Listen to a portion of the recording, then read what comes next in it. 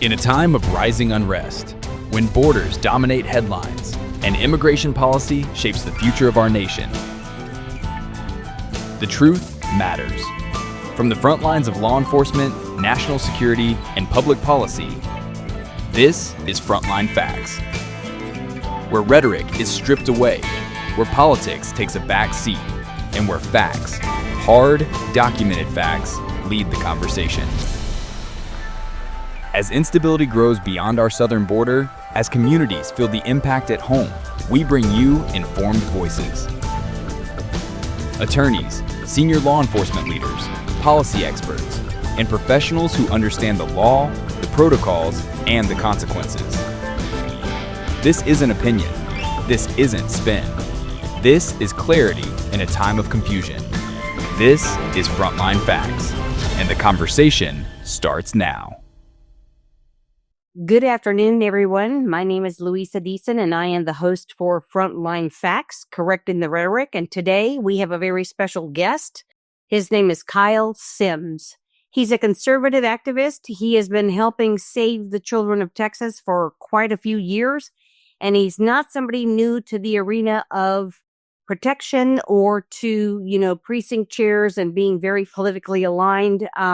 So with any further ado, let me go ahead and introduce Kyle Sims. Mr. Sims, how are you today? I'm doing great, friend. Thank you for having me on today. You bet. So let's just kind of get to know each other a little bit and give me a little bit about your past, where you were born, how long you've been married, things of that nature. And then we'll kind of dive into the topics of what the meat and potatoes of the podcast will be.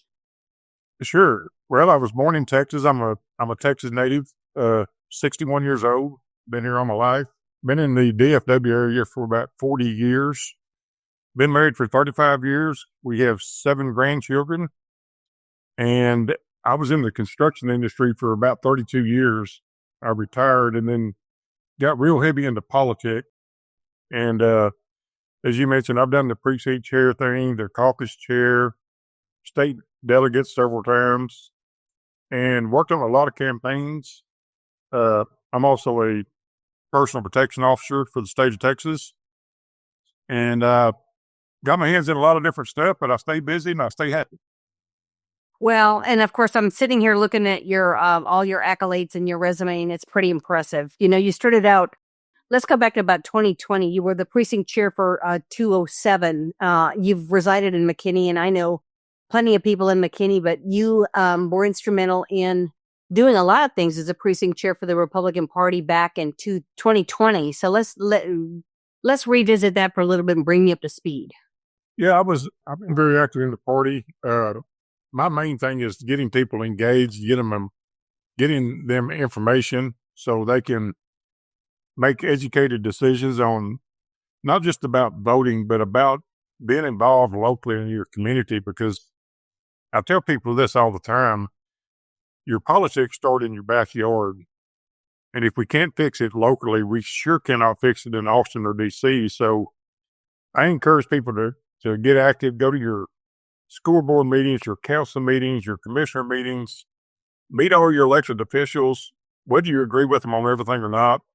It's important to have conversations with everybody so you know what kind of playing field you're entering, but you can also branch out and not just tell them what you believe, but you can learn different ideals and, hopefully come to common ground where you can benefit your community.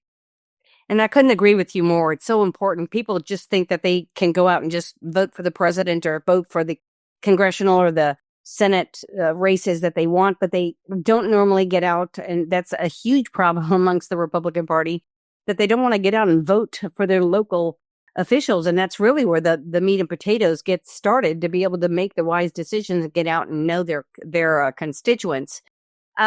Let's move on to a little bit farther down the road. You did that for a while, and then you've also been a campaign manager for individuals that actually have won.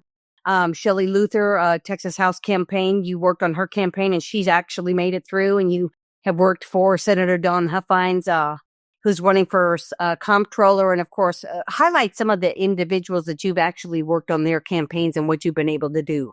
Well, as you mentioned, I've been on the governor's race. That was actually Shelley's third race. She ran for state senate she ran for this particular state house race twice. The second time we won. So I was on all three of her campaigns. I've also been on a state board of education race for my area. I also worked on a mayor's race and a county commissioner race. So, yeah, I've been pretty heavy into the campaigns, and I'm very picky about who I help because I want to make sure that they have my same Christian values, but also I want to make sure that they're not bought out by special interest and big pack money from out of town and out of state. So I'm very selective about who I promote and help because I want to make sure that we do have change in Austin and DC and locally for that matter.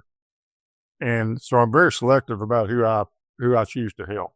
Well, and you and I have known each other for several years, and we've run kind of in the same circles for a long time.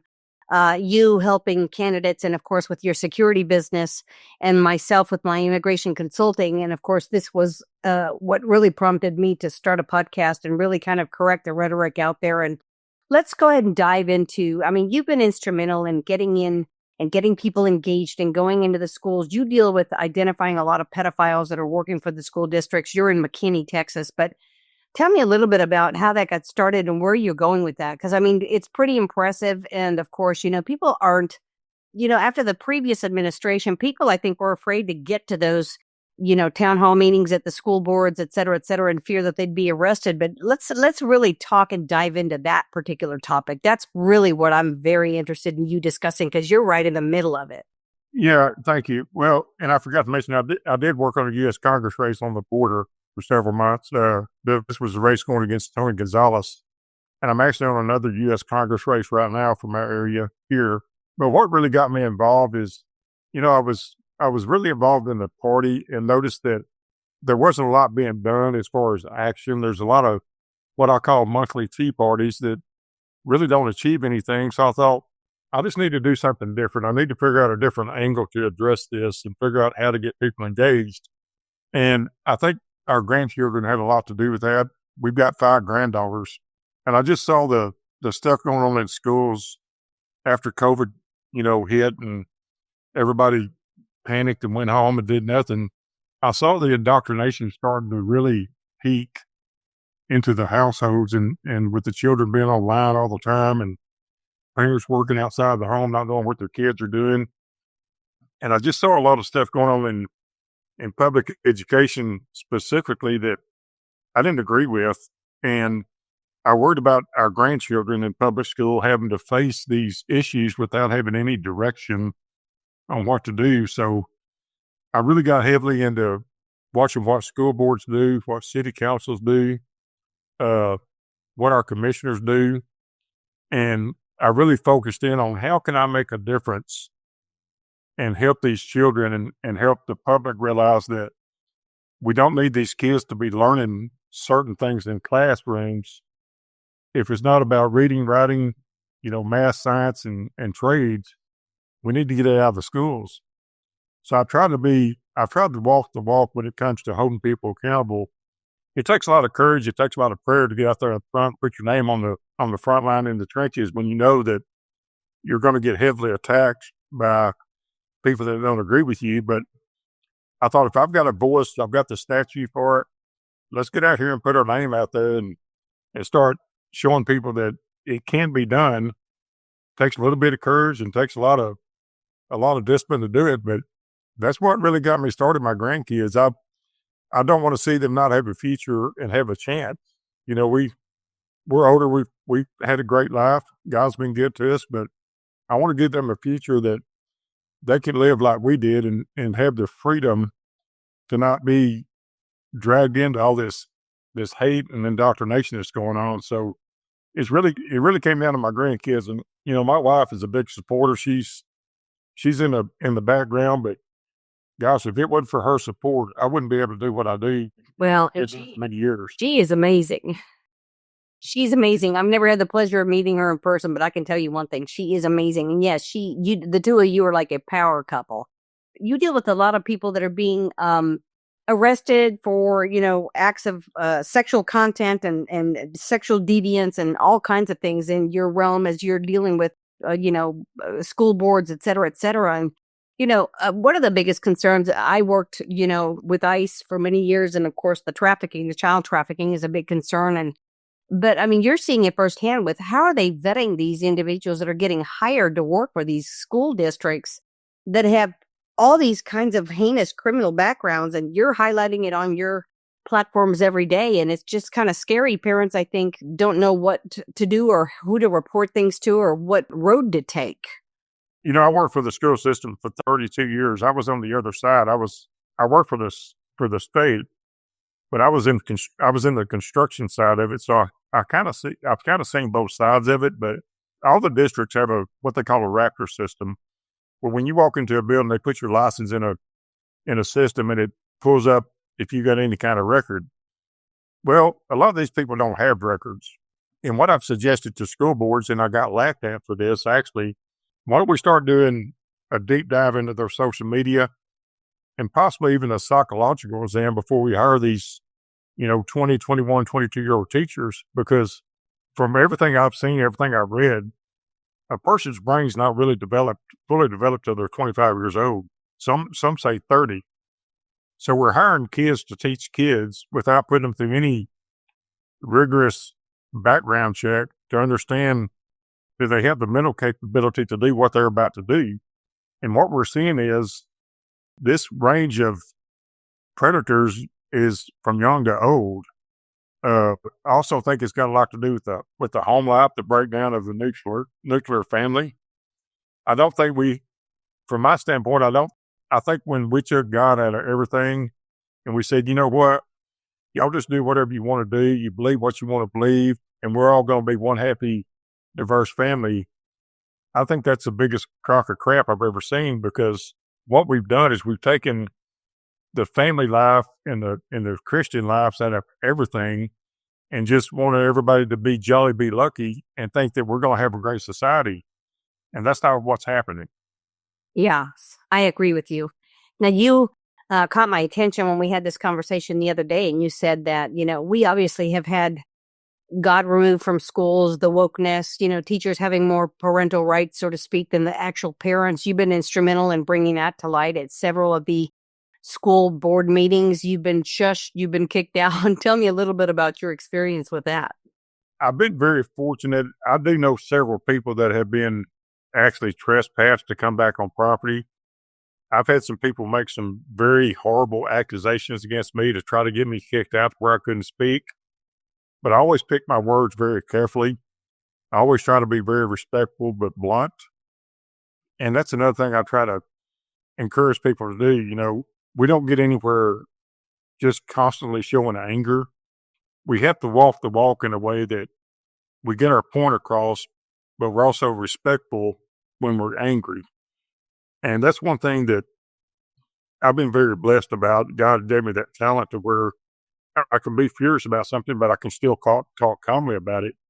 But I can absolutely tell you that people tried to come after me. They tried to cancel me. They tried to get me to shut up, and it's just not going to happen. Until God takes me off this earth, I'm going to have a voice for these kids. And I don't know I'm sure you saw the video about 2 weeks ago where they handed out Qurans and Sharia law pamphlets in a high school here locally in a country town. And we went and spoke at that board meeting. We got some other people to come with us. And that video, I think the last time I looked, was over 9 million hits on social media. Well, I haven't seen the video, but I'll tell you what, be happy to share that with me if you want. Considering the governor has now decided that, there will be no, cities built that condone or promote Sharia law. And that's pretty scary. You can't even get onto a school campus and share a Bible, much less a Bible verse, but you've got somebody who's sharing, that kind of objectiveness on campus. And that's really scary. And that's what I want to focus on right now. Well, it's not only that, it's a safety issue. And I'll tell you what happened. There was a TPUSA student. He's a sophomore, and he wanted to start a Republican club about 2 years ago. And he fought and fought and fought to get that club. Well, lo and behold, we're going to speak at his meeting back in September. And a few days later, he has the Republican club. Well, then you fast forward to this year, when this happened a couple of weeks ago, they put the license of these people through the Raptor system. They let them in with bags in their hands. They didn't ask what their intent was. They didn't ask what they were doing. Well, they ended up setting a table up during lunch in the hallway, handing out Sharia pamphlets, hababs, and they also had Qurans. And we later found out that the principal of this school was basically participating in this last year, but yet she didn't know what was going on this year. And it's quite scary to think that somebody walked into a building like that, unchecked with bags. What is possible that they could have had in their purses or in their bags? And nobody seems to think that that's an issue. But I'm telling you that if we don't start buckling down and start having more accountability with especially school boards, we're going to have some serious issue on our hands. And that's why we're going to go to the next meeting. This has been picked up by a lot of different media stations. I believe the young man was going to be on Bannon this week to talk about it, but it's been picked up by every national organization that I know of. And people are furious that how did these people get into school with bags in their hands and nobody asked them what they're doing? And well, that's scary when you think about parents having to pick up children, or somebody gets sick and they send someone who's on the list and they have to provide all kinds of identification and, disclose why they're there to pick up children, and you've got this going on. It's pretty scary. I'm just of the school of thought that schools need to worry about teaching and not throwing their religious beliefs behind, certain entities. And I just think that all needs to be taken out of schools. We are one nation under God, and I just think that schools really need to go back to the basics. And why we can't say the Pledge of Allegiance and why we can't say the Word of God in schools is beyond me. Well, people have to understand, to me, this is not a religion. It's an ideology that they want to take over. And we've seen it happen in Europe. We've seen it happen in other countries. And, this young man is so courageous about exposing this. I was actually at another meeting in another town that's about 20 minutes from there. He actually drove to where he knew I was, got me out of the meeting, and that's when we shot the video about what had happened that day. And kudos for him for having the courage to stand up and expose this and having to go back and face his school the next day. I mean, he's had some help, but he's been raised by very good parents. They're a Christian family, and they believe in standing up for what they believe in. And God bless him for doing that. Well, and that takes a lot of courage, like you said, and kudos to him. I'd love to see the video. Our concern is, we all have grandchildren growing up. I'm glad I don't have any young in the school systems now, but I do have 2 grandchildren that I really worry about and what they're watching online, et cetera, et cetera. But the bigger concern is the fact that teachers just seem to think that they have more power over parents, and these administrations don't seem to care about what the parents' concerns are. It's all about getting that student into the class, getting paid for that student, filling in that chair, and then, just being not really being engaged in what is being taught or said in schools. And of course, we've now come this road after COVID, and it's pretty scary. Well, it is, and our legislators did do something that took a little bit of immunity away from school boards. But I think we need to step it up a notch, and we need to take all immunity away from school boards, number one. Number two, people need to start understanding that if you go after these people's bonds and go at it the legal route, we can make a big difference. Voting's a big part of this, but there's other tools in the toolbox that can be used to get these people out of here and to make sure that they can't hide anything from parents in these school districts. And that's the big problem. The immunity that they have is unbelievable. What do you tell parents that are concerned that come up to you and say, listen, I'd like to make a difference. How can I get involved? What do you say to them? Well, the number one thing is to speak up. And if you can't speak up, there's so many people out there trying to cancel one another. And I get that. But the way I put it to them, what is more important than your children's safety? Is it your job, or is it your children's safety? And I know that's probably a condescending statement to a lot of people. However, there's nothing more important than our grandkids and our kids. And, when I show up to a school board meeting and there's the same 10 or 15 people there, when there should be 250 people there, we're playing defense, but we're not playing offense. And I say that a lot too, but the meeting we had in Wiley here just 2 weeks ago, there were standing room only in there because people were mad. What we have to do is change our mindset and say, let it get to this point again. Let's be a little more proactive, start getting engaged, know who your teachers, your children's teachers are, know the principal, search your social media. You can find a bunch about a person on social media. It's not that hard. Listen, we're going to have to cut over to a commercial break real quick because we do have sponsors we want to highlight. Thank you for waiting.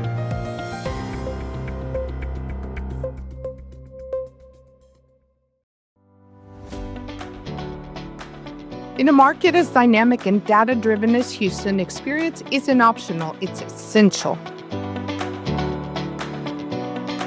I'm Rena Seidel, team lead at Wasdale Properties with over 20 years of strategic real estate experience in the Houston market. I work with physicians, executives, investors, and international clients who expect precision, discretion, and results. Fluent in both English and Spanish, I navigate complex negotiations seamlessly, whether it's luxury, residential, relocation, or investment portfolios. My expertise in Houston investment landscape allows my clients to make confident, numbers-backed decisions in one of the strongest markets in the country. If you're looking for insight, not guesswork, call me directly at 832-274-8884. Rena Seidel, Strategic Real Estate Results.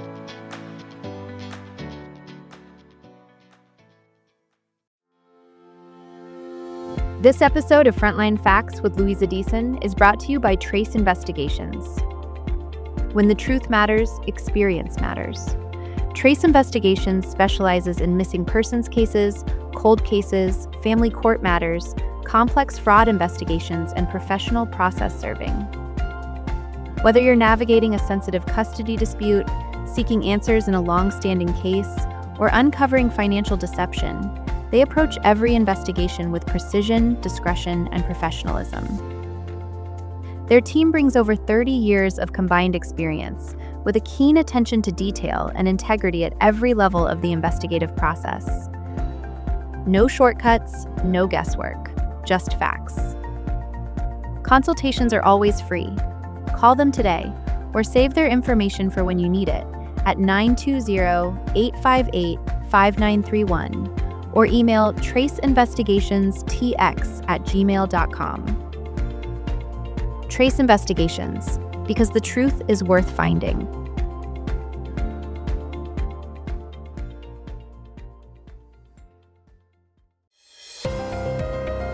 Well, we are back. I am Louisa Deason. I am your host for Frontline Facts. We are correcting the rhetoric, and we're coming back to our guest today. Well, then if they require going through your social media and, doing all the things to check on a background for an employment position, why on earth would they not do that at the school districts? It just beat me.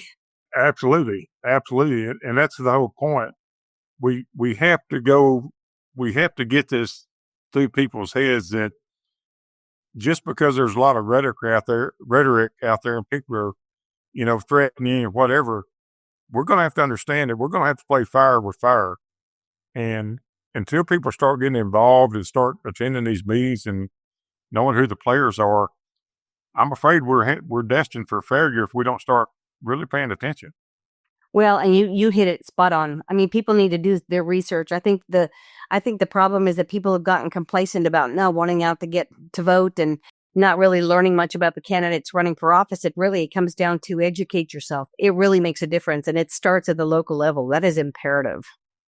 No, it is. And that's why I encourage so many people every single day to get involved locally. It's, I care about Austin and I care about DC. But as I said earlier, if we can't fix it in our backyard, how in the world can we ever expect to fix, 535 politicians in D.C. and over 300 in Austin? It's just not going to happen. Are you involved in just one particular school board, or do you visit different districts throughout your area? Oh no, I visit a bunch of them. I don't know how many cities I've spoke in, but within 100 miles of here, I've hit a lot of districts, and we have grandchildren scattered out through North Texas, and here's something very important people need to understand: when you pay school taxes, no matter where you live, if you live in Houston or you live in San Antonio, or you live in Dallas. When you pay those school taxes, it goes into a big pot in Austin, and that money is dispersed to many different districts. So people have to have the understanding that just because you don't pay taxes in a particular district, you're paying taxes in that district. You have a right to speak up. And I've had board members tell me, you don't have a right to speak here. And I said, oh, yes, I do, because I pay taxes. So when people understand that, just thinking, oh, I can only speak here because I live here, that is not true. You can speak at any school district in the state of Texas, and I pity the person that ever tries to stop me from speaking. Well, and I think a lot of that is people do not know that. So maybe it's a matter of getting down to grassroots and really communicating some of those things and having maybe some lectures or free classes amongst the communities to spread the word about what parents do have rights on and how they can get engaged, because there's nothing more important than securing our children's future and our grandchildren. And I just see this, spiraling out of control with teachers doing whatever they want. We certainly saw it under the last administration. Scary things about, transgender and parents losing rights, and teachers and administrators not sharing information with the parents about the child wanting to change their sexual orientation. And it's kind of like, since when did they get that much clout and that much power to do that? That's scary. Well, they got it from a couple of different reasons. They got it from trying to push their tyranny on us. But number two, they got it from because we have a lot of unfortunately complacent voters and parents out there that I have some people say, well, it's not going to make a difference, or it's not worth the fight. Well, it is worth the fight. And we have to understand that if we don't step up and do it, who's going to? The answer is nobody.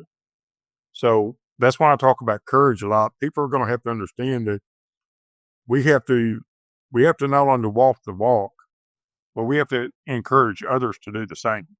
Well, and you see it at a local level because of your outreach and your efforts, and I commend you for that. But imagine what's going on in the colleges. I see it from the perspective of foreign students coming in, and what we saw under the previous administration was pretty scary when you think that these are visitors that are allowed in for the purpose of study, and to become activists and paid antagonizers is not what's allowed under the visa requirements that they see at that level. What's your perspective on finding some sort of a solution for the locals and to get the word out? Because the work that you're doing is very, very important. Well, number one, social media is very powerful if you use it for the right reasons. And I've been blessed with a pretty good following on all my feeds. I do a lot of short videos that I know you've seen. The short videos are powerful because they want to see your face. And I do that on my public Facebook page. I do it on my X page and Instagram. But the other thing is meet your county officials, meet your school board. And like I said earlier, there's some people that I meet with that we're not going to agree on some of them 50% of the things. But if I can get their ear and I can at least talk to them to know where they stand, it gives me an idea of what I'm walking into, and I know how to address that. But the main thing is to get involved and know who is running your community. I have probably fielded 75 calls and texts just this week alone. I don't know who my state rep is. I don't know who my council member is, or my commissioner, or my judge. And it's like, I know all those people. I know a lot of them across the state because I've done the research, but and I know a lot of people don't have the time that I spend for doing what I do, but talk to somebody that knows. But the bottom line is to get involved and start, it may require you giving up a Friday night dinner. It may require you giving up a Saturday morning ball game. But if you can go to a meeting to get to know some of these folks, it's very critical to keep your community safe, keep it protected, and to be informed to meet these people. I couldn't agree with you more. Now let's talk a little bit about what's going on in your backyard. Since we've been talking about, that student coming in and supplying Qurans and sharing brochures about Sharia law. I mean, you've got a lot of activity with the Muslim community and those activists that are out in your community. What's going on there? Well, our governor said, basically where I live here in Collin County, our judge and our council, our commissioners, and even our governor said, this is not going to happen. But what we're starting to see is there is a big influx of people coming in our community. There's a lot of anger amongst the different groups. There's a lot of tension. And let me say, first of all, I don't hate anybody, but I do believe if you're going to come to this country, as I would go to your country, I have to assimilate. And assimilating means adopting our values. I would have to do that if I went to Saudi Arabia or wherever I might go. They need to do the same thing here. Don't come to Texas and start pushing your ideology on me, because I've been here all my life. And I don't accept your ideology. You may not accept mine, but you came here. I didn't go there. And that's what I tell people, that we're going to have to take a firm line in the sand and say, we're not putting up with this. We're not doing it. And you need to go to your council members. You need to go to your commissioners. Planning and zoning, they play a big part in this because they have to approve what gets built in these communities. And if we don't have our wording right, and we don't have our standards set properly, we're going to be taken over. And there's going to be I'm sure there's going to be a lot of court battles over this, about freedom of religion. But to me, this is not about religion. This is about an ideology. You're right. You're absolutely correct. I mean, I saw a lot of that after 9/11. When we were out in the communities, and, you were just very careful about making sure that people didn't feel offended. And I'm thinking, in this country, one of the issues that we have is we need to stop worrying about offending people. You can do something diplomatically and not be rude or racist, but at the same time, it's, you need to know who's in your neighborhood, and you need to make sure that those people that are living in your neighborhood are complying under the same regulations that we all do. And there is a freedom of speech and a freedom of religion, but yeah, you're right. This is an ideology that is not, when you're chanting in the streets and you're chanting at schools and you're chanting all the kind of rhetoric that is, death to America and all the other things, that certainly raises things to a whole different level. Well, sure it does. And, we even talked to a couple of the people that were at the meeting the other night after the meeting. They were very nice to us, and I'm very nice to them back. And like I say, I'm always respectful at meetings when I speak, but I get my point across. Some people, they have a little bit different take than I do. They get really irate and raise their voice and use a few words that I wouldn't use, and I don't encourage that. We don't do anything by showing anger when we speak. So I try to be very, polite but direct, not always politically correct, but, I've learned that if I show people the same respect I want to have, I make a lot more headway than I do by being angry all the time. And that's just not me anymore. I don't think that achieves anything in the process. Well, yeah, I completely agree with you. We don't have to agree. We can agree to disagree, but at the end of the day, we don't have to be really rude about that. But there is, I believe people should stand their ground and be a little more vocal. They should. Absolutely, they should. It's, a lot of people are not used to speaking in public, and I get that, but I just speak from my heart. I never write anything down. I never have a prepared speech. I just say what's on my heart, and God bless me with that. But we just have to find a way to communicate better to where we can get our point across, because the last thing that's going to happen if you're angry is compromise. It's just not going to happen. People are going to walk out angry. They're going to come back the next month. They're going to be just as angry, and it doesn't achieve anything. So I take a totally different approach than a lot of people do. Yeah, I agree. There are maybe another 10 or 15 minutes, and we've got some time to cover whatever else you'd like to add, maybe giving some parents some guidance on how to get out and vote, how to do the research, and then how to research where they can become very active in their own school districts. I'll take the second part first. So in the school districts, all the meetings are always, they have to give 72 hours notice when those meetings are, where they are, and they're typically in the same spot in the same town. So all you have to do is go to the whatever district you're in and type in, McKinney ISD school board meetings or San Antonio ISD board meetings, and you can find that information. It's not hard to find because they have to put their agenda online 72 hours before the scheduled meeting. So you can do that.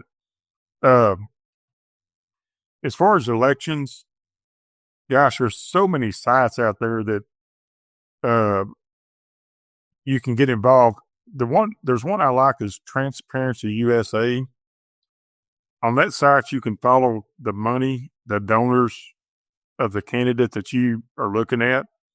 All you do is go to Transparency USA, you type their name in, and it pulls up all the information you need. You also need to visit the candidates' websites. You need to scan them on social media. They all have social media pages. They all have websites. And what I do is I follow the names they're associated with. I follow the PACs they're associated with, their donors.